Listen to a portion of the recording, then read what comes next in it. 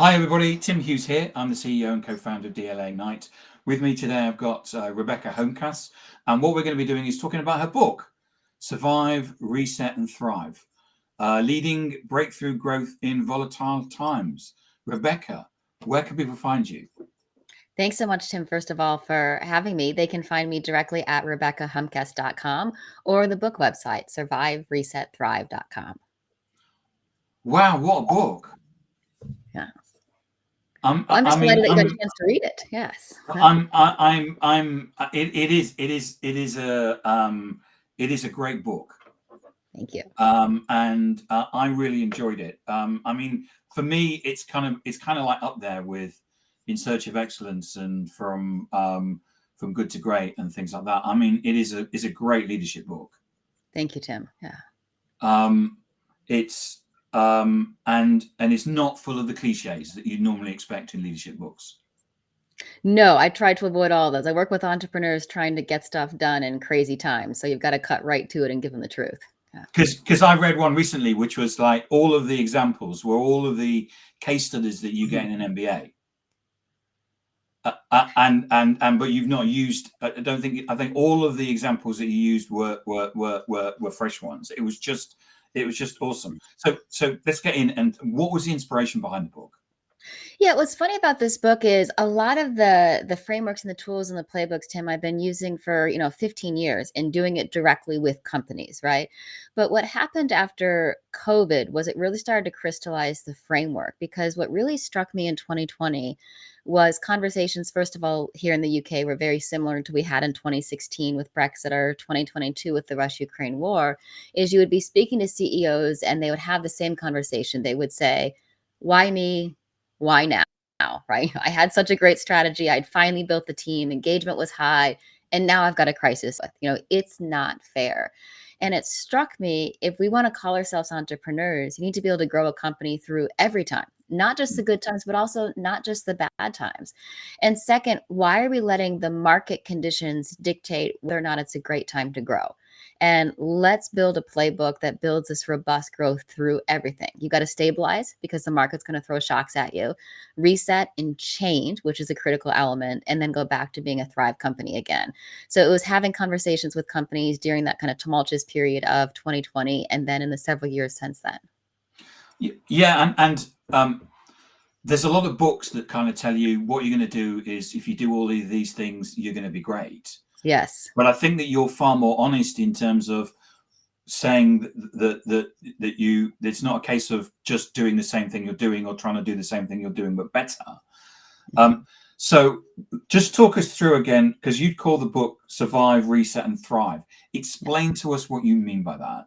Yeah, absolutely. And it's going to sound cliche, so I'll say it, then we'll explain. Is the whole notion of leading growth journeys when times are uncertain is moving from what I call linear thinking to loop thinking. As leaders, we love a good checklist, right? We love a good planning tool. We love a good template. And unfortunately, those tools and frameworks aren't set up for a changing world. We need to embrace this loop thinking where we're constantly cycling through a loop of survive, which is stabilized when you get market shocks. Those shocks could be external, like a war or a COVID or an interest rate spike. They could be internal, like losing a major customer or losing a major investor. You got to stabilize the system. You've got to reset, which is a power move or change because the situation's changed. Then you can go back to being this consistent and sustainable, high performing company.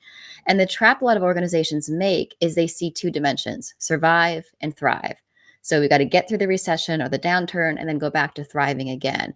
And the reality is this constant loop. And as soon as you embrace the loop, that you can be and thrive and have to go back to stabilize, it actually is a very empowering for both you and your team to move back to that thrive stage even faster.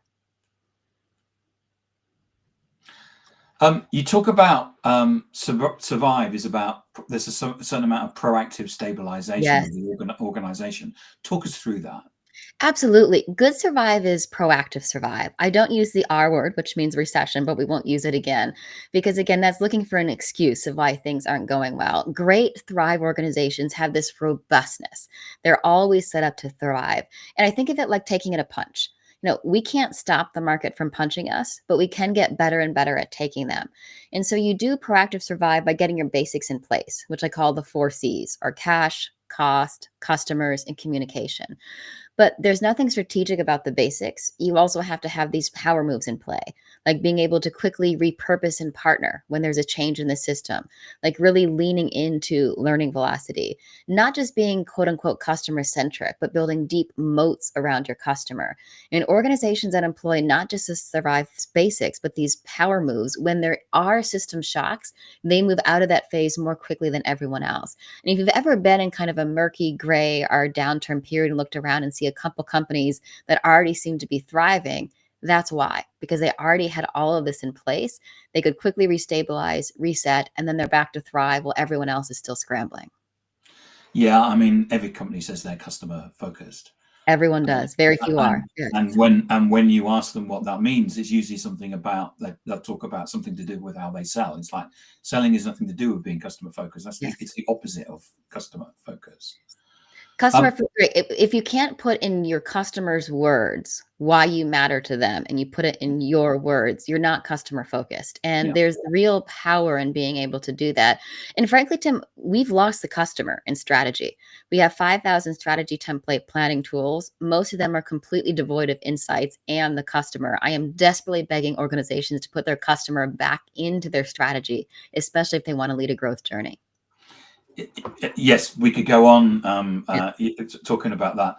You talk in the book about playing offensive and Yeah. defensive at the same time. What do you mean? Because usually what happens is we're either doing one or the other, aren't we? Yeah, we're either doing one or the other, or actually, we're asking our team to do both. And a colleague of mine and a client written about in the book likened it to asking his team a football pitch, right? Is that if you're asking your team to play offense and defense at the same time, the same team members, it's exhausting. Imagine not having an assigned position, but running up and down the pitch the entire time. And what he found kind of in the 2020-21 period, which other companies are finding now, is that our mind share isn't very good at that. Because if you're not convinced we're going to move out of survive mode, everything is going to want to take you back there. So a lot of organizations split their team into two: a defense team and an offense team, or survive team and a reset team. The survive team works on the basics, all these cash, cost, customers aspects. The reset team starts looking for the growth insights and what we're going to do next. And both team is just empowered to have this single focused mind share on their role, with full trust that their colleagues in the other team are doing their role as well. And it was a real empowerment and trust. And I have to have trust for this to work, which allows organizations to move much faster out of this phase into the other ones. Yeah. And I think that one of the things that I like about the book is the fact that you actually talk about some what I would see is actually quite controversial subjects. Okay, tell me. Yeah. Well, you talk about laying people off. Yeah. Yeah. Which is something that leadership books sometimes don't go and talk about at all. But you actually go through the process of saying, yeah, you may have to do that. And then you're actually talking about, okay, so if you're going to cut, how far do you cut? Mm-hmm. Yeah, we can't always protect jobs, but we can protect people, right? And there's a real lesson of thinking about that is in a major reset, or what I call a hard reset, you will have talented team members who are no longer part of your future value creating journey because their skill sets and capabilities are best fit for another organization.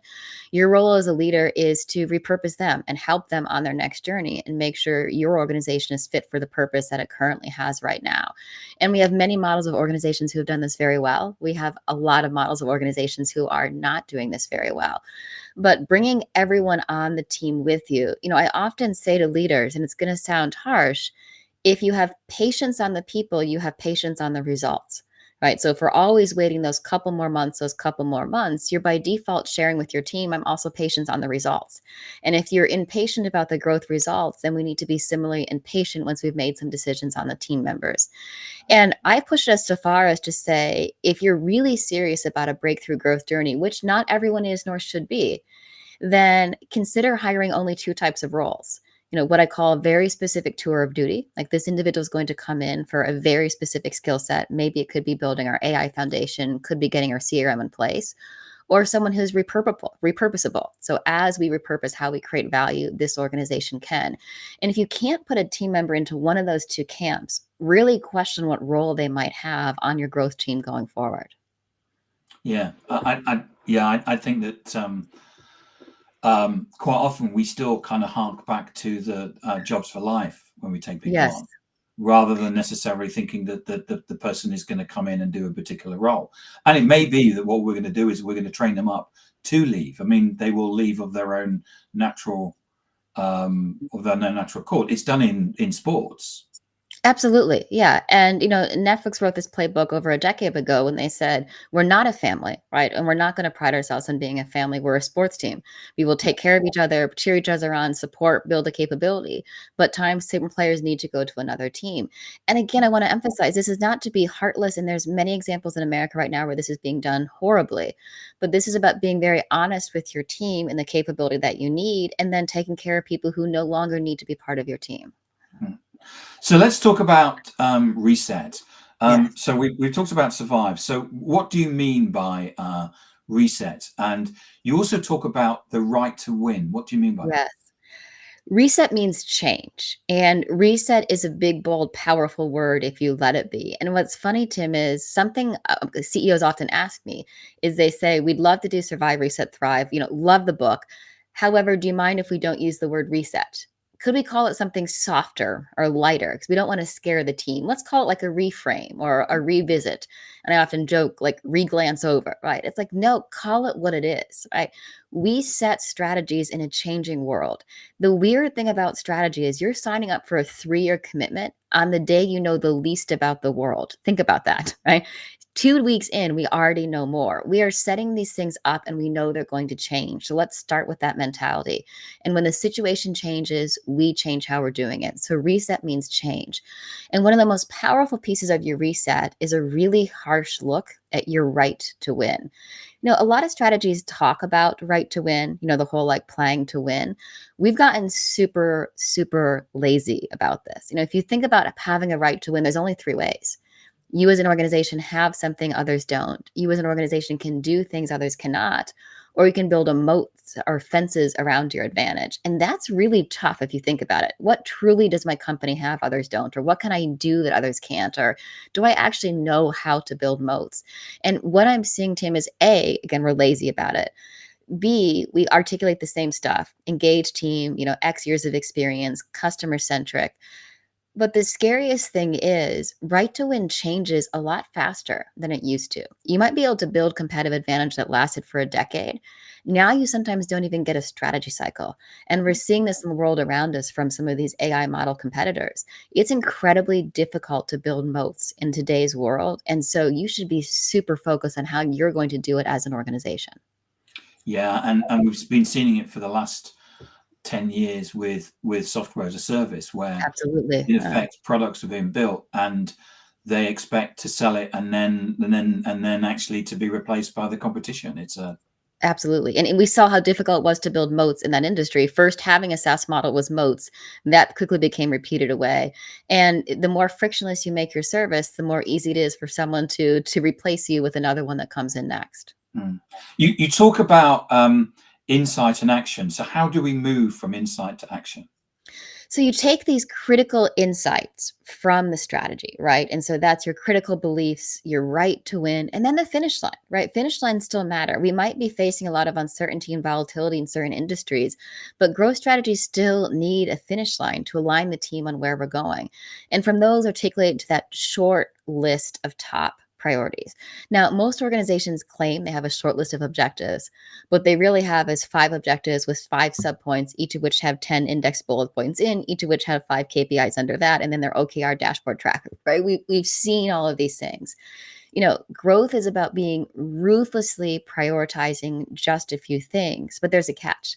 You want ruthless prioritization and the capability of adaptability. Why we struggle with prioritization is every leader is paranoid about getting it wrong, Tim.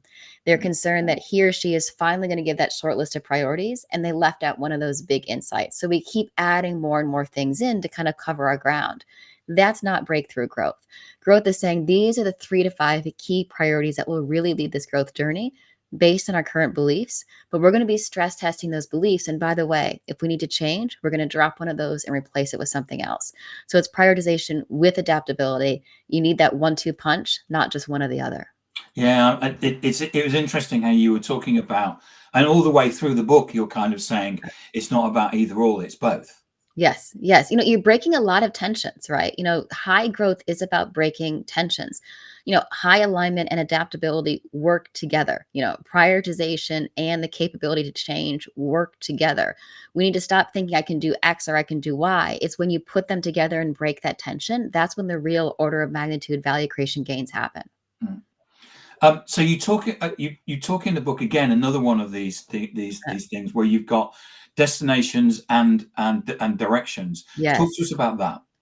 Absolutely. And this goes back to the finish line is that it's easy to say, well, Rebecca, if we're facing a lot of uncertainty, should we even set a finish line, right? That feels like it's not right. I don't want to pre-commit to the wrong place. And I totally get that. But we need to align the team on what we're doing and where we're going. And occasionally we need a destination. We need a very fixed point where we're saying, by the end of 2027, this is our revenue, our turnover, our margin, where we're going to look in these products. That's sometimes what you need as a company, especially if you have a big shareholder event. But when you're facing extreme uncertainty or disruptive innovation in your space or you're shifting business models, destinations can prematurely anchor you in the wrong place. You instead need a direction. And I liken it to exploring the Old West in America. Think of the difference between, go west, young man, versus take exit 405 for Santa Monica. In the 1850s, go west was the right charge. I knew I was going northwest, and I got clearer and clearer on it as I explored. If I'd prematurely sent everyone to Santa Monica, we would have missed all the gold that was a little bit farther north in the Bay Area. Yeah, and you point that out in the book about the fact that Go West, Young Man was an objective. It was, you're basically, but it's still a very wide objective.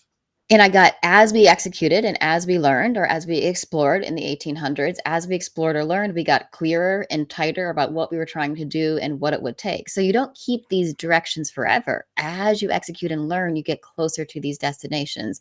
But it gives you, again, that capability of adaptability to learn as we go, because learning is the critical underlying of all of these things. To do survive, reset, thrive, you've got to have learning velocity as an organization. You also talk in the book about MWB, Yes. must win battles. Yes. Now, Talk to us about that. I'm agnostic to the term that you decide to use, right? Whatever term works in your organization, I say keep it. What I'm not agnostic to is that there's one term. I always say you can pick one term. It doesn't have to be must win battles. That's a term I prefer. But whatever term you pick, it's now locked. Whether it's objectives or priorities or goals, that can refer to one thing and one thing only. And that's the big list of needle moving priorities. So must win battles are clear, actionable, midterm, and critically, Tim, they cut across functions, departments, or units. And that's actually a really good test of your strategic objectives. If you look at your list of objectives and you've basically renamed your functions, so you have a marketing objective, a sales objective, and a product objective, and a people objective, that's not strategy. You've just color coded your organizational chart in a slightly different way. Strategy and these objectives should cut across departments and functions, because that's where really, again, that value creation gains lie. So if I was a leader and I was going to Yeah. ask, set up must win battles, Yes. what sort of things would I be setting my team? You're starting with your finish line, where you want to be at the end of the 3 years of the cycle, based on your beliefs and your right to win. And then you're looking for a list of between 3 and 5 very clear 2 to 3 year critical priorities, again, that cut across your organization.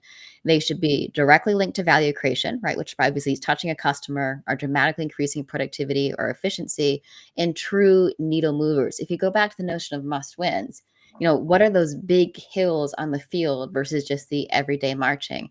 And critically, these must win battles are fundamentally unbalanced. Growing through uncertainty is fundamentally unbalanced. Balanced scorecards don't have a role to play in growth strategy in volatile times, because they tell us to allocate resource in the same way across time. No, this is unbalanced time. A few things are going to matter more than the next few years.